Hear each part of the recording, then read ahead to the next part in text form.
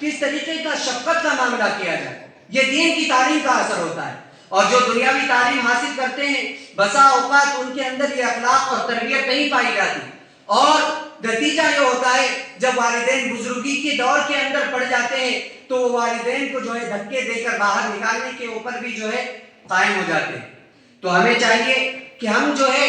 دینی تعلیم کے ساتھ ساتھ، میں یہ نہیں کہتا کہ دنیاوی تعلیم نہیں دینا، بلکہ یہ سراسر احمقانہ اور بے وقوفی کی بات ہے۔ کیوں؟ اس لیے کہ یہ دور ٹیکنالوجی کا چل رہا ہے، سائنس کا چل رہا ہے۔ دین کی تعلیم کے ساتھ ساتھ دنیاوی تعلیم بھی ضروری ہے، لیکن دین کی تعلیم بھی ضروری ہے،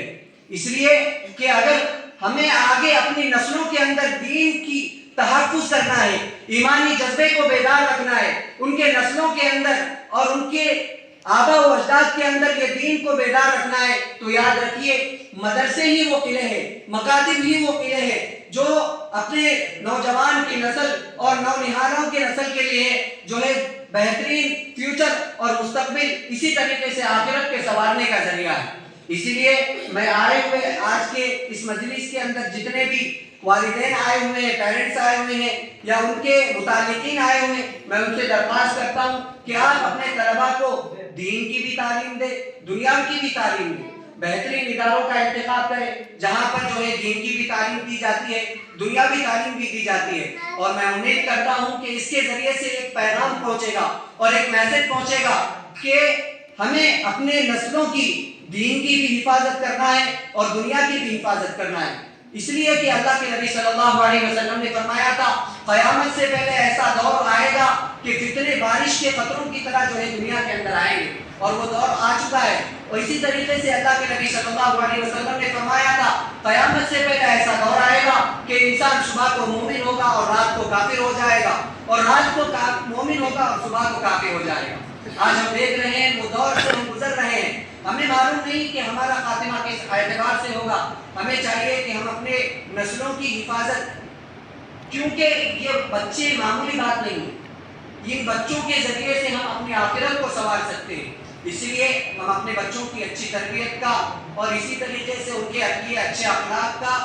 اور ان کی دینی اور دنیاوی تربیت کی ہم فکریں کریں گے سب انشاءاللہ۔ مولانا حافظ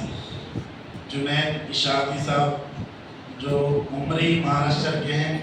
اور دوسرے مدرسے کے فارغ طالب علم حافظ سید فاضل مکنیال ہیں،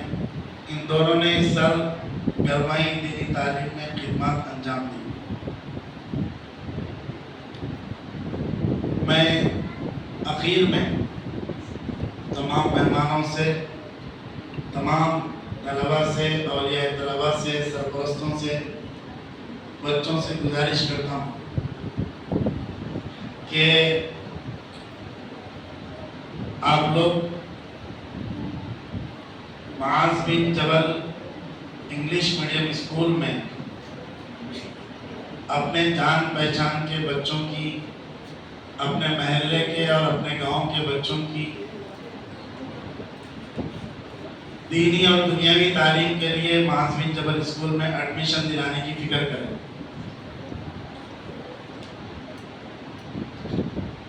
ہمارے یہ رپورٹر صاحب عبدالحلیم قریشی صاحب صفا نیوز چینل کے رپورٹر ہیں، عبدالحلیم قریشی صاحب 60 سال سے زائد عمر ہے۔ میں تقریباً 15-20 رپورٹروں کو فون کیا اور ہمیشہ فون کرتا ہوں،